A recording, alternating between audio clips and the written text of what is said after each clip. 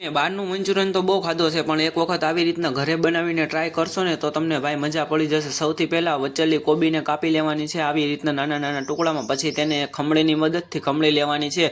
ગાજરને પણ આવી રીતના ખમણી લેવાની છે. પછી એક બાઉલની અંદર ખમણેલી કોબી, ખમણેલી ગાજર, કાપેલા કેપ્સિકમ, વાટકો મેંદાનો લોટ, એક વાટકો થપસીનો લોટ, એક ચમચી હળદર, એક ચમચી ધાણા જીરું, સ્વાદ અનુસાર મીઠું, એક ચમચી લાલ મરચું પાવડર નાખીને તેને સરખી મિક્સ કરીને તેને આવી રીતના લોટ બનાવી લેવાનો છે. હવે આવી રીતના નાની નાની ગોટીઓ બનાવી લેવાની છે. હવે એક કડાઈની અંદર તેલ લઈને તેને તળી લેવાની છે અને તેને આવી રીતના કેસરી કલરની થઈ જાય એટલે એક બાઉલની અંદર બહાર કાઢી લેવાની છે બધી ગોટીઓ. કડાઈની અંદર તેલ ગરમ કર્યું પછી તેની અંદર લીલી ડુંગળી, લીલું લસણ, કાપેલી કોબી, ખમણેલું ગાજર, કેપ્સિકમ નાખીને તેને સરખી રીતે મિક્સ કરી લેશું. પછી તેની અંદર એક ચમચી હળદર, એક ચમચી ધાણા જીરું, સ્વાદ અનુસાર મીઠું નાખીને તેને સરખી રીતે મિક્સ કરી લેશું. હવે તેની અંદર સોયા સોસ, ટમેટો સોસ નાખીને તેને સરખી રીતે મિક્સ કરી લેશું. હવે તેને 5 મિનિટ પાકવા દેશું. પછી તેની અંદર જરૂરિયાત મુજબ પાણી, કોર્નફ્લોર નાખીને તેને આવી રીતના એક ઉકાળો આવવા દેશું. ત્યારબાદ તેની અંદર આવી રીતના બધી ગોટીઓને નાખી દે સરખી રીતે મિક્સ કરીને તેને 5 મિનિટ પાકવા દેશું અને તેની અંદર હવે કોથમરી એડ કરીને તેને પણ સરખી રીતે મિક્સ કરી લેશું. એટલે આપણું ટેસ્ટી અને સ્વાદિષ્ટ મંચુરિયન બનીને રેડી. બાકી તો હસતા રહેજો, ખુશ રહેજો અને હવે લાઈક અને સબસ્ક્રાઇબ કરતા જાજો.